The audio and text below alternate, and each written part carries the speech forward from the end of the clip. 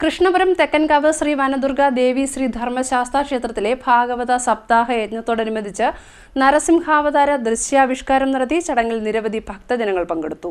തിരുവിതാംകൂർ ദേവസ്വം ബോർഡിന്റെ അധീനതയിലുള്ള കൃഷ്ണപുരം തെക്കൻകാവ് ശ്രീ വനദുർഗ ദേവി ശ്രീ ധർമ്മശാസ്ത്ര ക്ഷേത്രത്തിലെ ഭാഗവത സപ്താഹ യജ്ഞത്തിന്റെ ഭാഗമായി വിവിധ ചടങ്ങുകൾ നടന്നു. യജ്ഞത്തിന്റെ രണ്ടാം ദിവസം നരസിംഹാവതാരത്തിന്റെ ദൃശ്യാവിഷ്കാരം അരങ്ങേറിയത് ശ്രദ്ധേയമായി. ഏവൂർ കണ്ണമ്പള്ളിൽ കഥകളി യോഗമാണ് ദൃശ്യാവിഷ്കാരം നിർവഹിച്ചത്.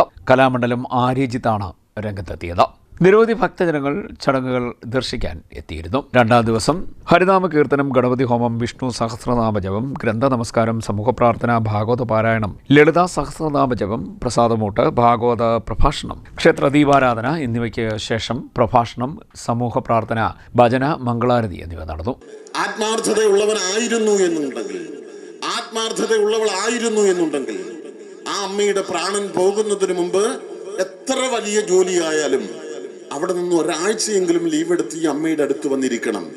ആ അമ്മയുടെ അടുത്ത് വന്നിരുന്നിട്ട് ആ നെറ്റിത്തടത്തിൽ ഒന്ന് തടവുകയും ആ അമ്മയുടെ കൈ പിടിച്ചൊന്ന് തടവുകയും ചെയ്താൽ ആ പേര് പറഞ്ഞുകൊണ്ട് നാരായണ നാമം ജപിച്ചുകൊണ്ട് ആ അമ്മയ്ക്ക് പരലോകത്തേക്ക് ഗതി കിട്ടുന്നു എന്നുണ്ടെങ്കിൽ അതാണ് പുത്രധർമ്മം, അതാണ് പുത്രീധർമ്മം.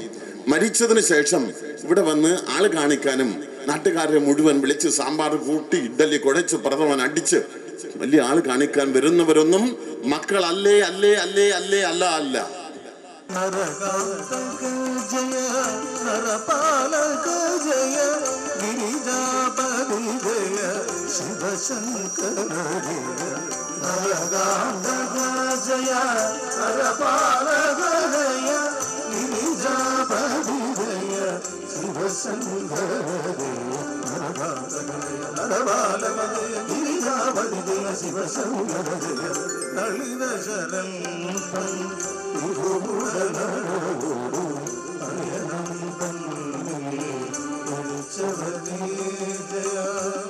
ഇതിന് പിന്നാലെയാണ് നരസിംഹാവതാരത്തിന്റെ ദൃശ്യാവിഷ്കാരം നടത്തിയത്. ഭക്തർക്ക് വേറിട്ട അനുഭവമാണ് ദൃശ്യാവിഷ്കാരം സമ്മാനിച്ചത്.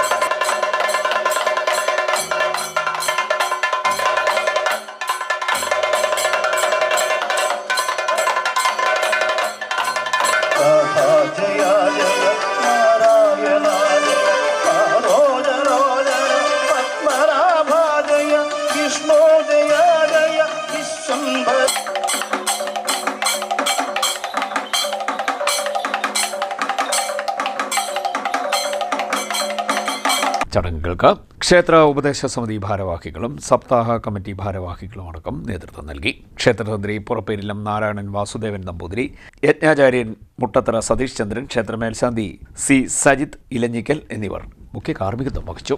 CDNet news Kayamkulam.